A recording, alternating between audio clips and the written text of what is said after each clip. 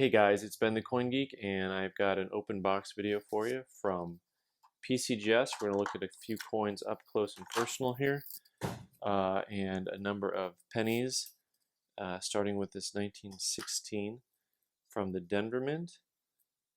Nice early coin with a lot of original color to it. A little bit of some contact marks in the field there.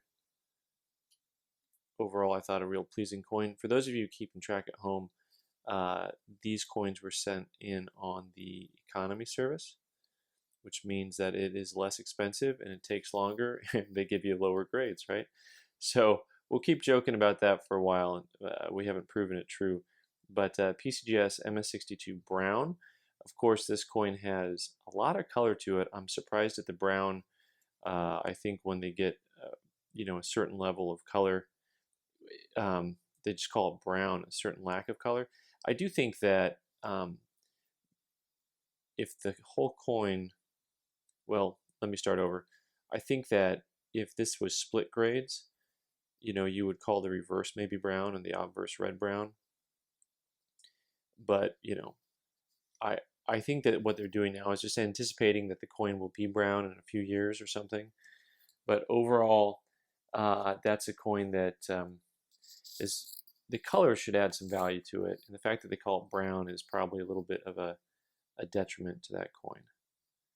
Next up, we have a 16S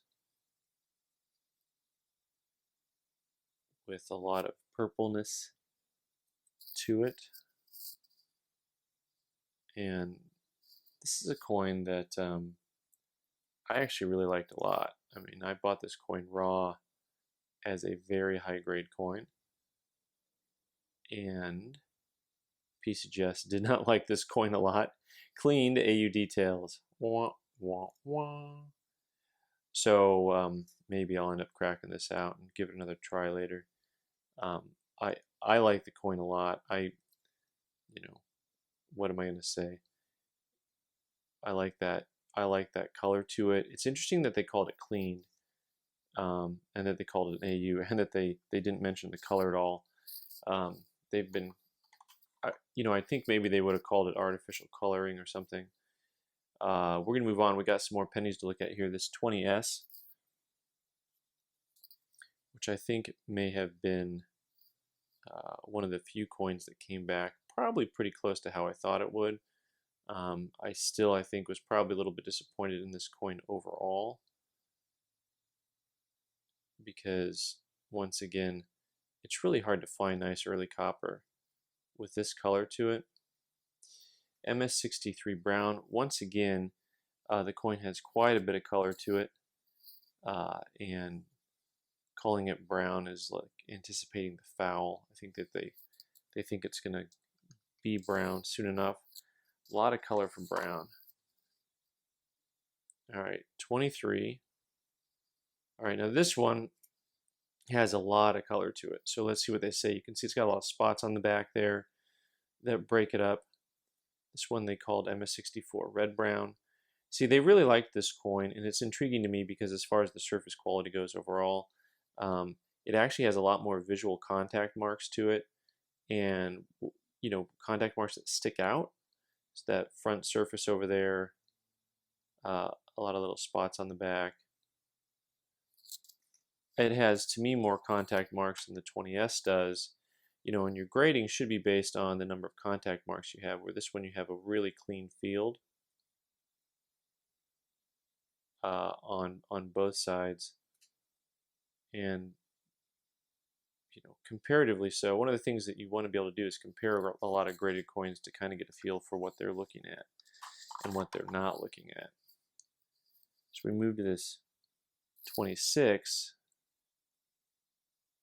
which looks almost identical to the 23 that we just looked at. I may have put these in date order. If you guys are just noticing that, welcome to the club. All right, so this 26, Unk details, questionable color. Hey, there it is. There it is, people. Dun, dun, dun, dun, dun, dun, dun, dun. So you tell me. The interesting part about these two coins is the coin that has, I think, more of a questionable brightness is the 23, but really they are almost identical in color. And really what's fascinating to me is when coins come out of a package, they're looking at these coins at the same time.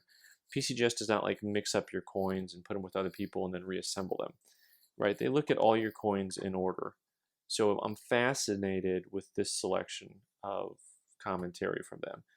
To call this questionable color after calling the 23 good is quite fascinating. So let's move on. Last coin in the box here, we got this 23S. This is a coin that I actually got from a stack of coins from a dealer. They were just some BU silver peace dollars, and this one happened to have an S on it afterwards. And I said, you know what, I might as well send it in. It's got a nice look to it. It needed to come back probably a little bit higher grade. 63 is okay. 64 is really where the jump is at. This is probably a $75 coin. It does have the nose piercing. I'll admit that. And of course that I think is a pretty reasonable reason to keep it a 63. But overall, a pretty nice coin. Pretty good looking brightness and luster on the back.